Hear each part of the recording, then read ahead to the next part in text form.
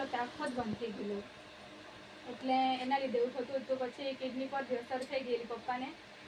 રિપોર્ટને બધા કરાવ્યા તો જે કોલેસ્ટ્રોલ હોય આપણા શરીરમાં લોહી એ મેન્ટેન રાખવાનું હોય, તો લોહી આખું જાડું થઈ ગયેલું. જે વાલ નાખેલો ત્યાં લોહી આખું જાડું થઈ ગયેલું, એટલે લોહીની અવર જવર નહીં થાય, એટલે ચક્કર ને એવા જ આવતા હતા.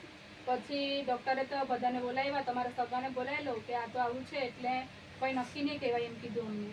જે મોટા એમ તો 3 જણા, એ મારા મિસ્ટર ગયેલા અને એમની બેન હતી, 3 જણા.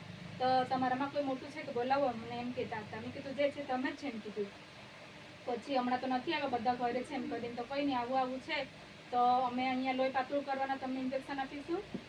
ઇન્જેક્શન આપીએ તો કોઈ પણ થાય, ગમે ત્યારે કંઈ થાય, તમે અમે નક્કી નહીં કહીએ એમ કરીને અમે કીધું. પછી કંઈ નહીં, જે રીતે તમે તમારી રીતે ચાલુ કરો એમ કરીને કીધું. પછી મેં ઘરે ફોન કર્યો, મમ્મી લોકોએ કીધું કે આપણે રાકેશભાઈને ફોન કરીને પ્રાર્થના કરાવીએ એમ કીધું. એટલે બધાને ફોન કરી દીધું. બધા રોહિતભાઈ, શંકુબેન, બધા અર્ષિકાબેન ને બધા જ શાખાબેન બધા જ ગયા હતા પ્રાર્થના કરવા સારું. તે સમયે રાત્રે પછી પપ્પાને છે ને હૃદયના ધબકારા બી બરાબર થઈ ગયા ને બધું જ રિપોર્ટને બધા બીજા દિવસે કર્યા તો બધા સારા આવ્યા. પછી 2 દિવસ રાખ્યા હતા ઇન્ડોર, પછી ડિસ્ચાર્જ કરી દીધા અમને. 5 દિવસ પછી બતાવવાનું, તો 5 દિવસ ગયા તો બી બરાબર જ હતું. પછી અઠવાડિયાનું બતાવવા કીધું તો અઠવાડિયું તો બી બરાબર જ હતું. પછી મહિનાની દવા આપીએ તમને, પછી કંઈ એવું લાગે તો બતાવવાનું એમ કીધું અમને. તો ચાલ સારું એમ કરીને રવિવારે મેં પાછા અહીંયા આવવાના હતા ચોઈસમાં, ચાલો સાક્ષી આપી આવી એમ કરીને ગયા રવિવારે. તો રવિવારે જ પાછા પપ્પાને ચક્કર ને વાવા લાગી ગયા. બેસે એટલે પાછા ચક્કર જ જાય, ઉઠીને ચાલીને એવું બી નહીં જવાય. પછી પાછું ચાલો હવે આપણે પાછા બતાવી આવીએ એમ કરીને પાછા હોસ્પિટલે ગયા. તો જો લોહી પાતળી કરવાની દવા આપેલી તો હાવ પાતળું થઈ ગયું લોહી, આખું જ એકદમ પાણી જેવું જ લોહી થઈ ગયું.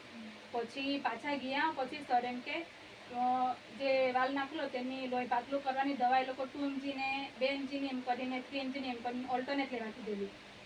તો લીધી તો તેનો ડોઝ વધારે થઈ ગયો, તો એકદમ પાણી જેવું લોહી થઈ ગયું. હવે પછી શું કરવાનું એમ કરીને પાછા ગયા. તો સર એમ કે આટલું થઈ ગયેલું છે, આપણા પેલું પીટીઆઈના આપણા શરીરમાં હોય તે મેન્ટેન, એટલે કે અડીને 3 વચ્ચે રહેવું જોઈએ, તો ડાયરેક્ટ 60 થઈ ગયું. પછી પાછા ગભરાઈ ગયા. પછી પાછું અમને કીધું કે આવું છે તો હવે શું કરીએ, તો સર દાખલ કરી દો એમ કીધું. તો દાખલ કરી દીધા.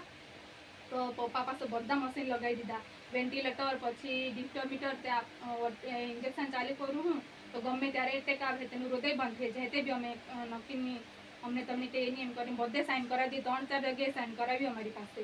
પછી તો કંઈ નહીં સર, અમે કંઈ નહીં ચાલુ કરી દો તમે એમ કરીને.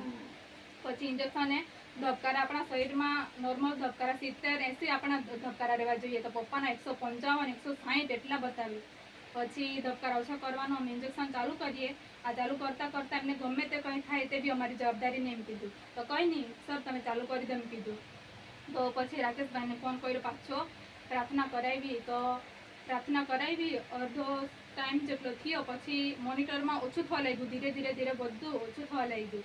એટલે ચાલ પાછી ફોન કરીને કેમ કે રાકેશભાઈ બરાબર થતું છે કે એમ કરીને. હા કંઈ નહીં, તું ચિંતા નહીં કરતી. મેં 3 વાગે 2 વાગે ગમે ત્યારે ફોન કરું, રાકેશભાઈ ફોન ઉચકીને પ્રાર્થના કરી દે. ગમે ત્યારે એવું કંઈ થઈ પપ્પાને એટલે ફોન કરું, એટલે પ્રાર્થના કરે એટલે પાછું સારું થઈ જાય.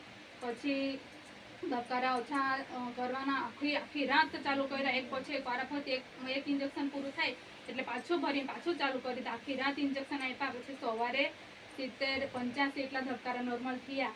પછી ડૉક્ટર અમને બોલાવે કે આ તો અજીબ છે એમ કે તમે ત્યાંથી આવ્યા એ જ અજીબ છે ને, તો આવા પેશન્ટ તો નહીં બચે એમ, તો મરી જાય, મરેલું લઈને જવું પડે તમને એમ કીધું અમને. પછી આ તો તમારા ભગવાનની પ્રાર્થના કહેવાય, તમારી શ્રદ્ધા કહેવાય એમ કરીને કીધું. પછી પાછું તે દિવસે પાછા રિપોર્ટ કરાવ્યા તો 60 હતું, આપણું કોલેસ્ટ્રોલ 60 હતું, તે આખું મેન્ટેન થઈ ગયું, 3 પર આવી ગયું. એટલે પછી પાછું કાલે મેં જ્યારે આવ્યા ત્યારે ફોન કર્યો રાકેશભાઈને કે રિપોર્ટ લઈ ગયેલા છે રાકેશભાઈ, તો પ્રાર્થના કરી દો, તું ચિંતા નહીં કરતી, રિપોર્ટ સારા જ આવશે એમ કીધું. તો 3 રિપોર્ટ આવી ગઈ, બધું સારું થઈ ગયું. એટલે પ્રભુનો આભાર માનું છું ને બધા અમારા માટે પાછા પ્રાર્થના કરજો.